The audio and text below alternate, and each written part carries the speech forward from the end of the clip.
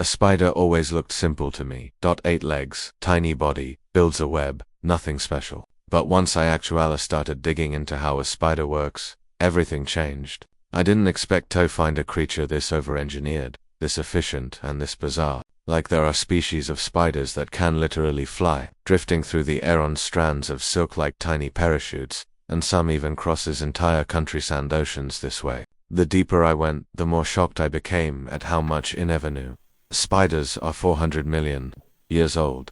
That's older than dinosaurs, older than trees, older than flowers, forests, or anything we'd recognize as a modern land. And here's something that might surprise you. Technically, a spider isn't an insect. Saying a spider is an insect is like saying a human is ash. Spiders belong to an ancient lineage called Chelicerates, split from the insect line over 500 million years ago, back when life was still figuring out how to survive on. And spiders actually share their roots with some creatures you already know today. Scorpions, horseshoe crabs, and even ticks. Yeah, those are their distant cousins. But what makes spiders truly fascinating isn't just their age. It's that their evolution produced traits that don't appear anywhere else in the animal kingdom. So, how did spiders become this strange? What evolutionary pressures turned aquatic ancestors into 8-legged? And why did they invent silk, arguably one of nature's most sophisticated materials, long before they ever used it to build webs? To understand spiders, we need to go back to a world barely recognizable as Earth.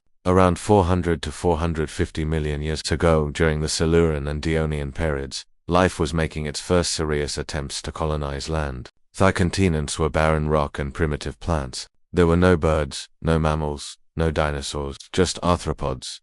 And among those early pioneers were the ancestors of spiders. These proto-spiders didn't have soap glands yet. They didn't have venom. What they had were 8 legs, simple fangs called chisels, and a body plant that had evolved in the ocean, but was now bind-tested on dry ground. Spiders split from insects roughly 500 million years ago. While insects developed 6 legs and eventually wings, the Chelicerates lineage went a different 8 legs, 2 body segments, and a fundamentally different approach to sensing the world. No antenna, no compound eyes in most species. Instead, they relied on simple eyes and incredibly sensitive hairs covering their bodies. And here's something most people don't realize: spiders evolved before flowers existed, before bees, before butterflies, before the ecosystems we associate with They were among the first complex predators on land, hunting in a world of mosses, and enormous arthropod prey. Some of the earliest spider fossils like Iden Archin from around 305 million years ago had features we don't see in modern spiders, like segmented plates on the abdomen and possibly a short tail. These were experimental things, evolutionary prototypes, testing what worked. But what truly set spiders on their path to dominance wasn't their legs or their body structure. It was two evolutionary inventions: venom and silk. Venom is one of evolution's most elegant solutions to a fundamental problem. How do you safely kill something that might kill you first? But here's what surprised me when I started researching spider venom. It didn't originally evolve for killing. It evolved for digestion. Early spiders had digestive enzymes in their gut like most animals. But at some point, those enzymes began to be produced in glands near the fangs. When injected into prey, these enzymes started breaking down tissue externally, pre-digesting the meal before it was. Over time, some of the enzymes mutated into neurotoxins instead of just dissolving tissue. They started disrupting nerve signals, paralyzing prey almost instantly. This gave spiders an enormous advantage. They could subdue dangerous prey without prolonged struggle. And venom didn't just evolve once. It evolved independently in multiple spider each time producing differential cocktails tailored to specificity. Tarantulas developed venom optimized for insects and small vertebrates. Widow spiders evolved neurotoxins that target nervous systems of larger animals. Funnel web spiders in Australia produce some of the most potent venom on Earth, containing compounds that can kill a human in hours. But most spider venom isn't designed to kill. It's designed to liquefy. Spiders are external They bite inject venom loaded with digestive enzymes, then wait for the prey's insides to turn into a nutritious soup they can suck out. Some species even evolve venom that works like anesthetic. Certain tarantulas inject compounds that numb tissue, preventing the victim from struggling while digestion begins. Others use venom that hijacks muscle, forcing prey into paralysis while remaining alive. Fresh food stored for later consumption. This is predation at a chemical level, and it set this stage for the next innovation: silk. If venom was spiders' weapon, silk became their superpower. Spider silk is one of the most remarkable materials in it. Pound for pound, it's stronger than steel. It's more elastic than rubber, stretching up to 40% of its length without breaking. And spiders have been producing it for over 380 million years. But silk didn't start as a web building material. It originally evolved for protecting eggs. Early spiders produced silk from specialized bone or glands called spinnerets, wrapping their eggs in protective cocoons. Over time, they discovered drag lines as safety tethers, burrow linings, and eventually aerial snares.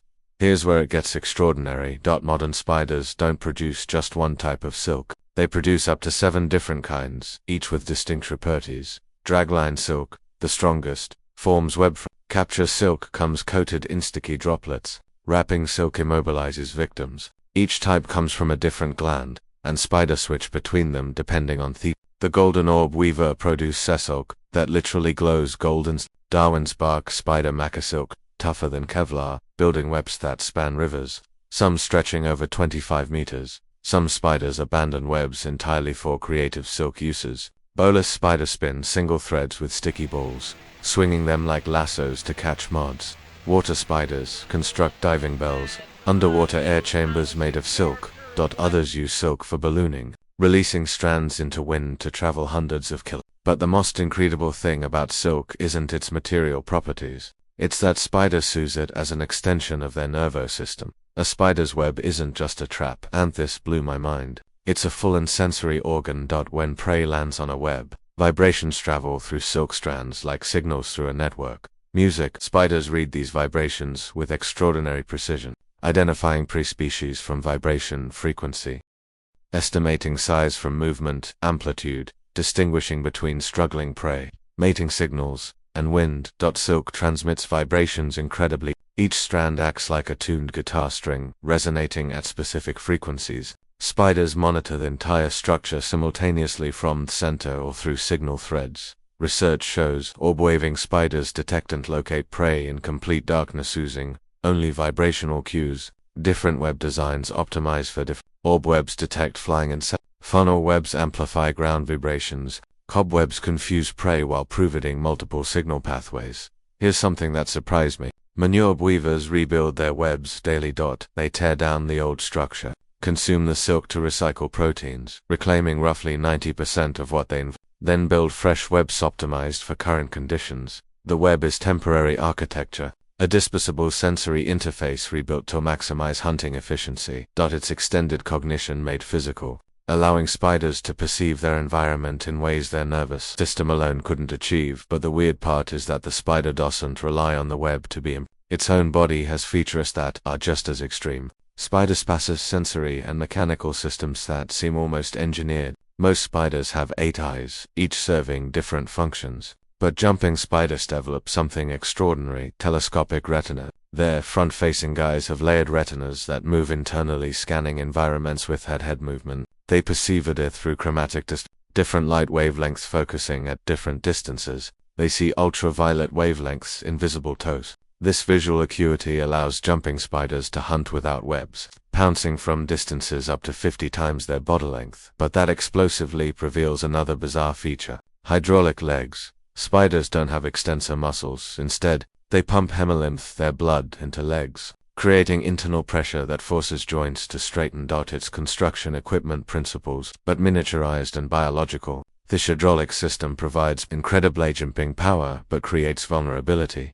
Punctured exoskeletons lose pressure, preventing proper leg extension. This is why dying spiders curl up. Beyond vision, thousands of specialized hairs called trichocobria cover spider bodies. These hairs detect air movements as small as 1/10 the width of a human hair. Some species use them to detect insect wing beats before prey touches. Others sense airflow from approaching predators. One study found certain spider hairs respond to sound wave frequencies, effectively alienating spiders to hear without electromechanical deflection of sensors. Everything about spider physiology seems optimized for predation through millions of years of evolutionary refinement. But the actual hunting behaviors are where things get genuinely strange. Music. Trapdoor spiders hide underground and launch ambushes. Netcasting spiders throw silk nets at prey in pitch darkness. Crab spiders change color to match aren't mimicking spiders disguised themselves to infiltrate colonies. But perhaps the most surprising discovery isn't strategy diversity. It's evidence that some spiders plan their attacks. Spiders have tiny brains. Most nervous systems fit inside their cephalothorax with room to spare. Jumping spiders, particularly genus Portia, demonstrate ling-like behaviors. When hunting other spiders, dangerous prey that fight back. Portia spiders perform they observe target webs from distances, sometimes for extended periods, analyzing structure and position. Then they execute detours, approaching from angles minimizing detection. Music. This suggests spatial memory and route planning. Cognitive abilities typically associated with vertebrates. So what's happening inside brains? The size of poppy seeds that enables this. One hypothesis: spider cognition is chiefly embodied. Intelligence isn't centralized in brains processing abstract representations, but distributed across sensory systems, directly coupling perception to action. Webs become part of cognitive hydraulic legs provide decisioning feedback. Sensitive hair secrete real-time tactile environmental Spider intelligence might not work like ours. It might be cognition we didn't have frameworks for understanding. Evolution doesn't stop. It's happening now in every spider population on Earth. Urbanization creates new selective some species adapt to artificial light, attracting certain orb weavers now build websites, exploiting concentrated prey. Others shifted activity patterns, avoiding light pollution. There's evidence some species evolved to live almost exclusively indoors. Synanthropic spurs thriving in human structures, hunting household pests. DC populations isolated from outdoor relatives potentially undergo real-time ScienceXYT. Climate change drives shifts. As temperatures rise, spider ranges expand. Some tropical species move into previously temperate zones, creating new predator-prey dynamics and competition. Spiders survived multiple mass extinctions. They outlived dinosaurs. They've persisted through ice ages, supervolcano eruptions, and barring catastrophe, they likely outlive us. Right now, I'm trying to push their production quality higher with better visuals, better research, and but it does take a lot of time and resources. So, if you enjoy these videos and want to see even better films in the future, your support means everything. Thank you, and until the next, you can watch this video right here. I think you'll love it.